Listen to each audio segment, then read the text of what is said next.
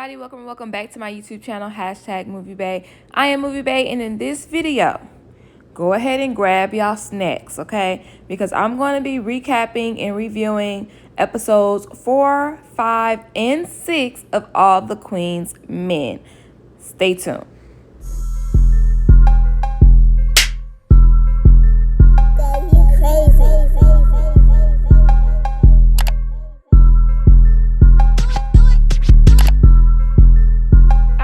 So episode 4 was entitled Mr. and Mrs. Kill Bill. Y'all know Madam and the concierge just got back from their date and rendezvous on the jet, okay? So he drops Madam off at the club.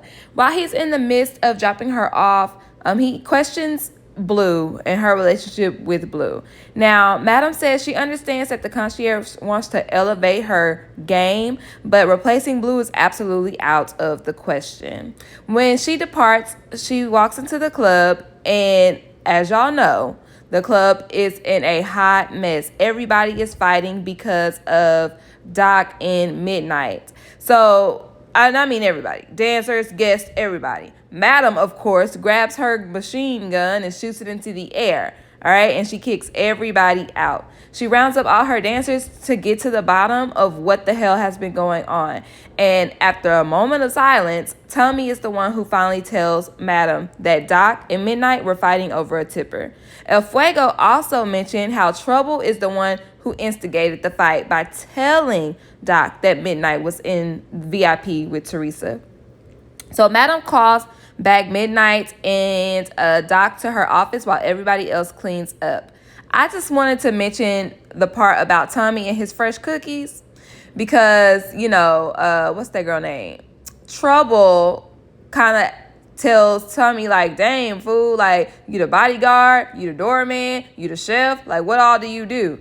So he kind of like checks her or whatever. And then he mentions giving her some damn cookies. Now, at first, the cookies joke was funny because it was random and it was like a what the hell. But I'm not going to lie, y'all, it's getting a little bit played out.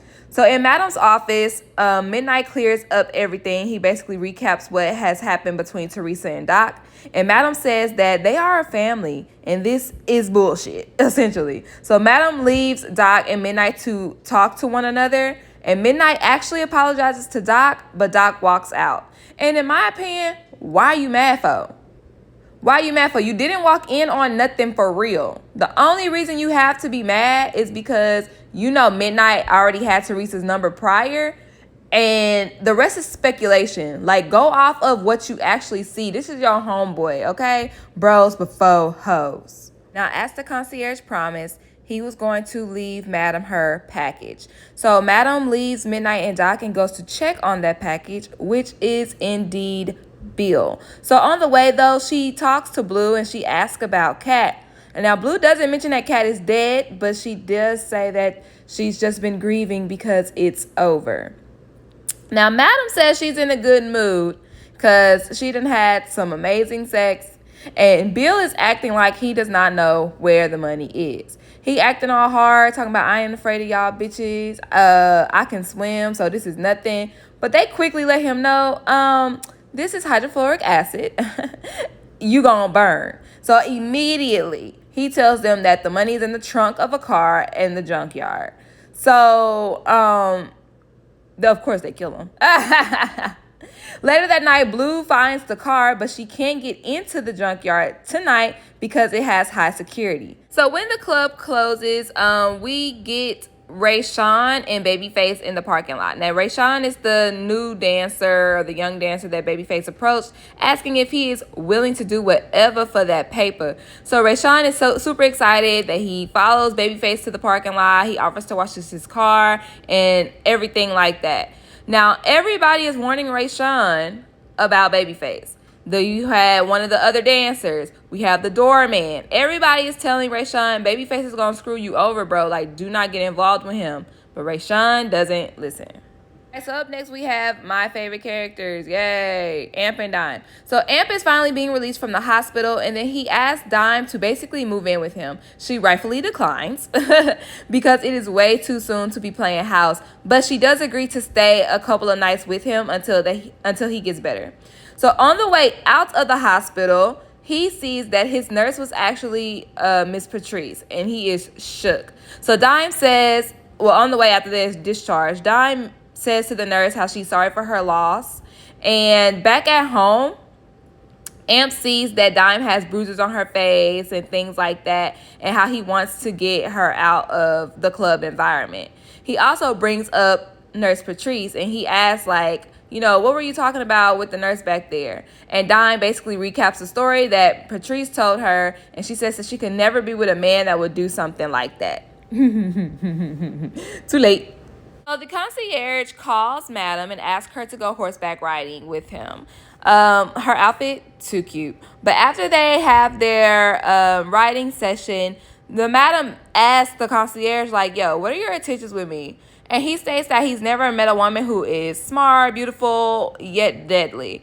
And I guess that's attractive. And it's kind of cute, kind of intoxic, how they joke about that, you know, if anything was to ever go sour between them, they would kill each other first. So I'm kind of getting the hint that this might end deadly. Hence the title, Mr. and Mrs. Kill Bill, because y'all know Mr. and Mr. Smith. Yeah, okay.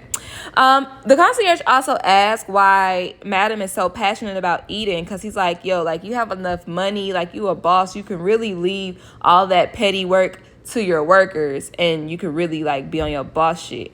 But we find out that eating was actually Madam's first project that she's ever I guess, like, created for herself. So it's her baby in a sense. So she's always gonna have her hands in the club.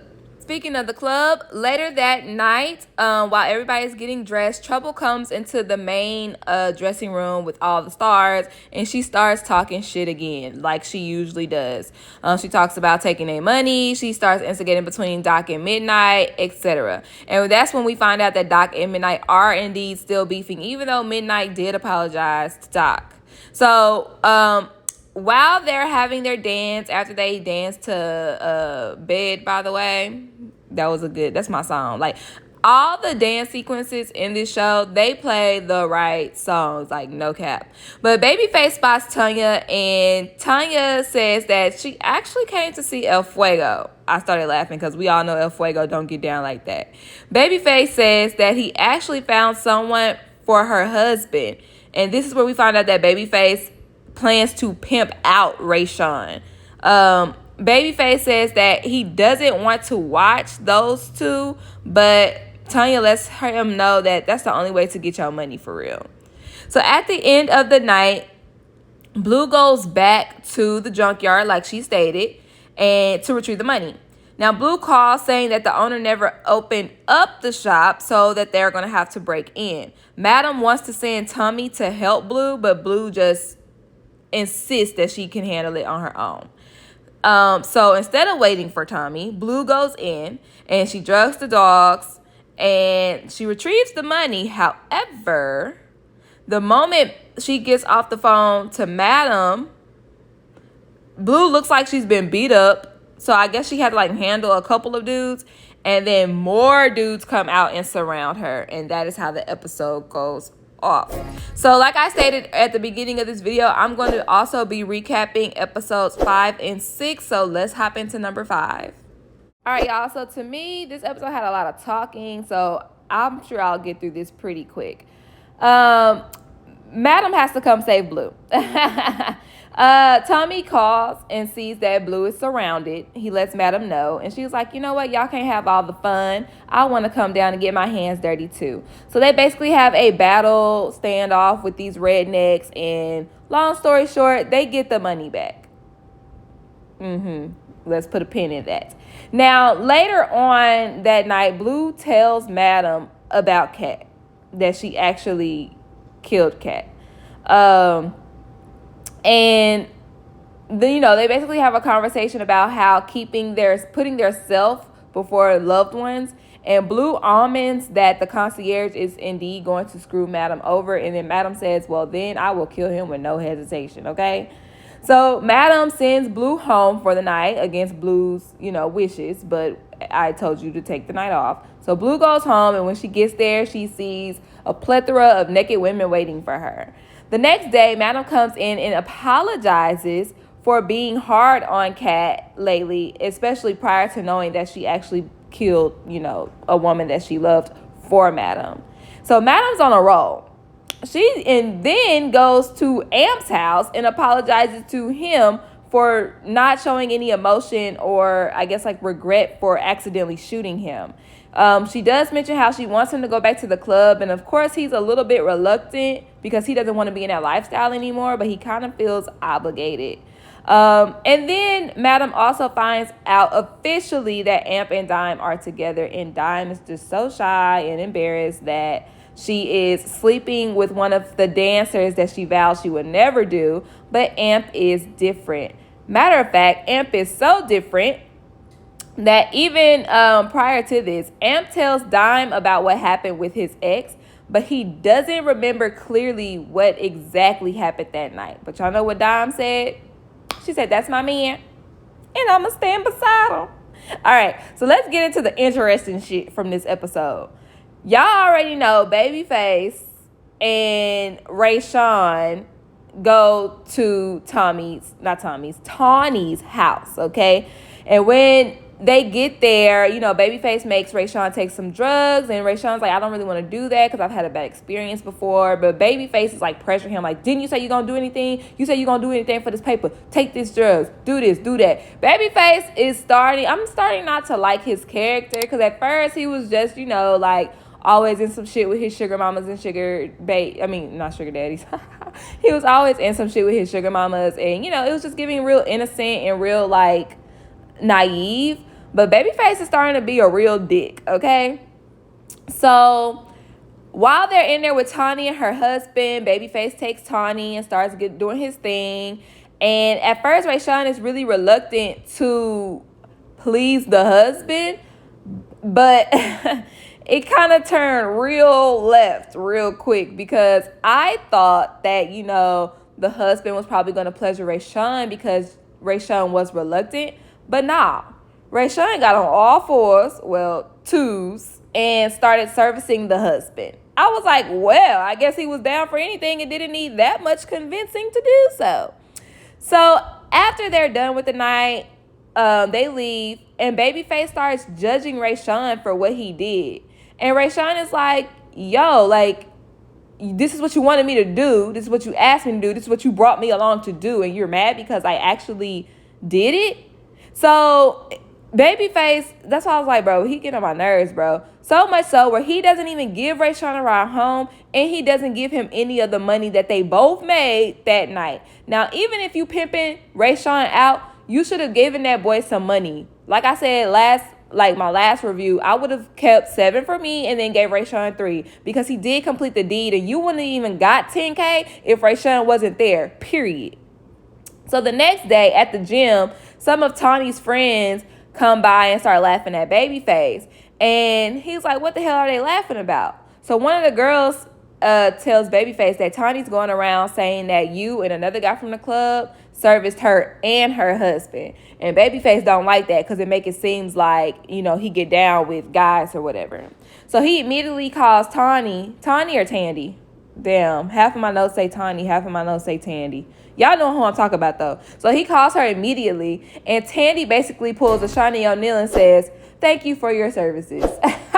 Because they don't need Babyface no more. Because after Babyface left Rayshawn without a ride, they came out and got Rayshawn, and they had more fun that night, more fun than they could have ever had with Babyface.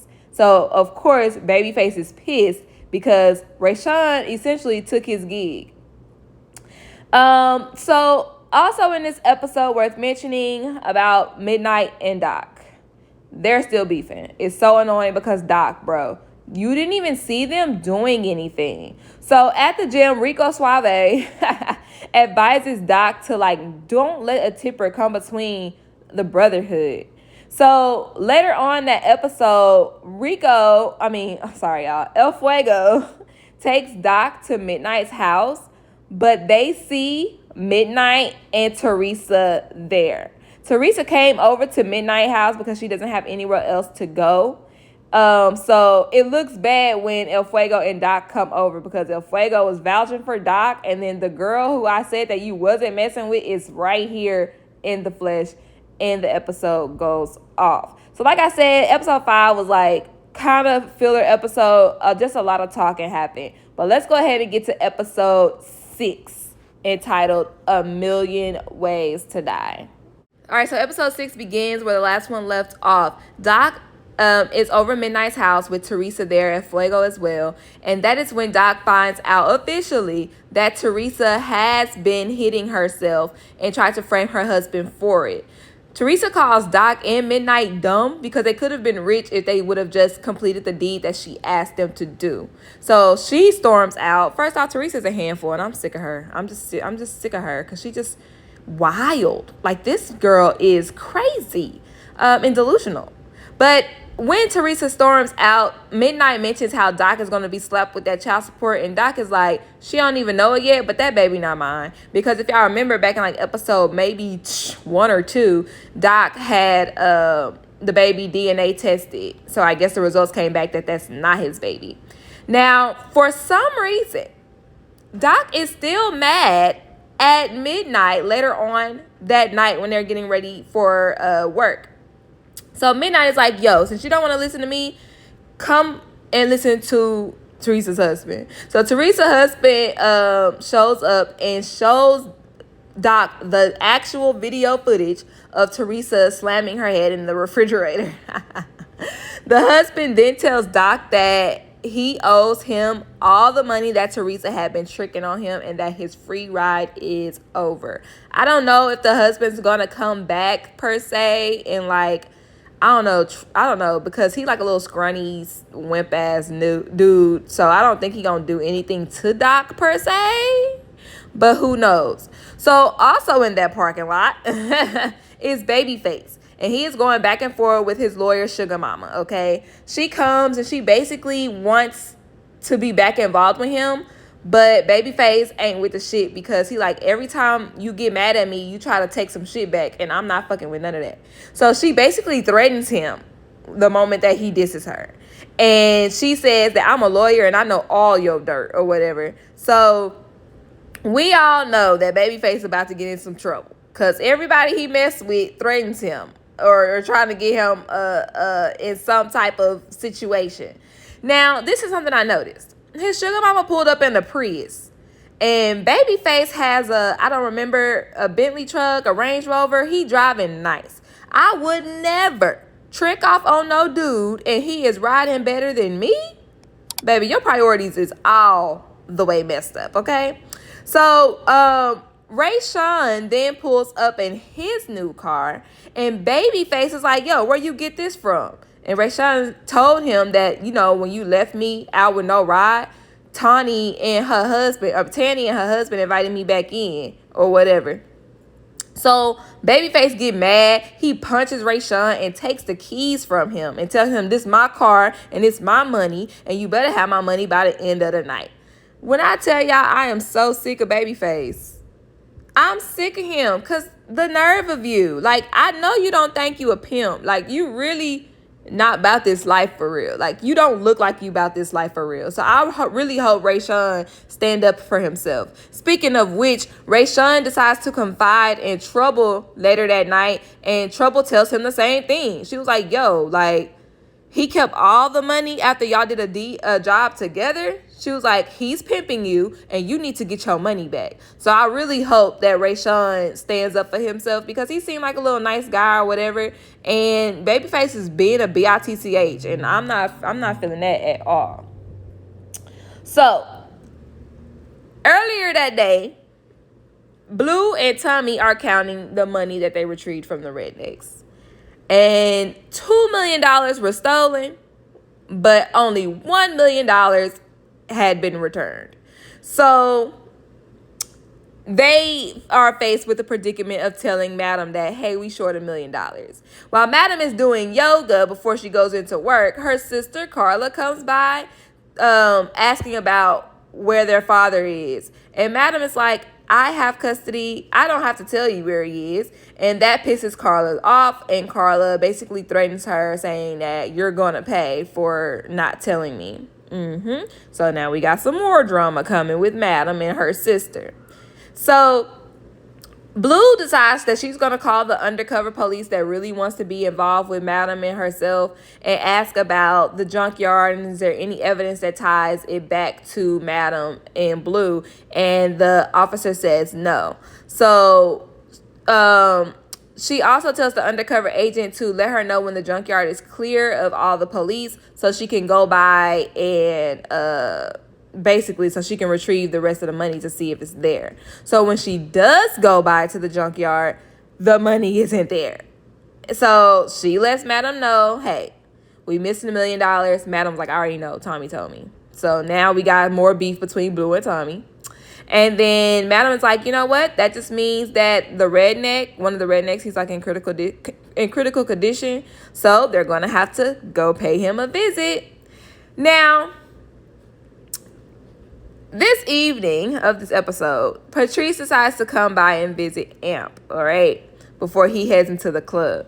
She is there to basically, I don't know, get something off her chest. She tells him that I could have killed you, but I have some good in me, but you, sir, are evil. She lets him know that she recorded what happened that night while she was on the phone because her daughter called. And even though Patrice was saying hello, she had the feeling that her daughter just wanted her to listen or be a witness as to what the heck was going on. So Patrice recorded it and played the recording for Amp. Meanwhile, Dime is standing in the back, okay? So after the recording, Dime basically comes up and dismisses Miss Patrice. Dime is still standing behind her man. Okay, girl. So at the club, everybody's at work now. Amp is greeted by El Fuego. You know, they have some light-skin bonding moments. Madam calls Amp into the office and catches him up to speed on everything that we've been watching this season, essentially. And then Amp and Dime talk about how she wants him to go home because he doesn't look well. But he was just like, yo, just go to the apartment and give me some pain pills. I'll be fine. I'll be fine.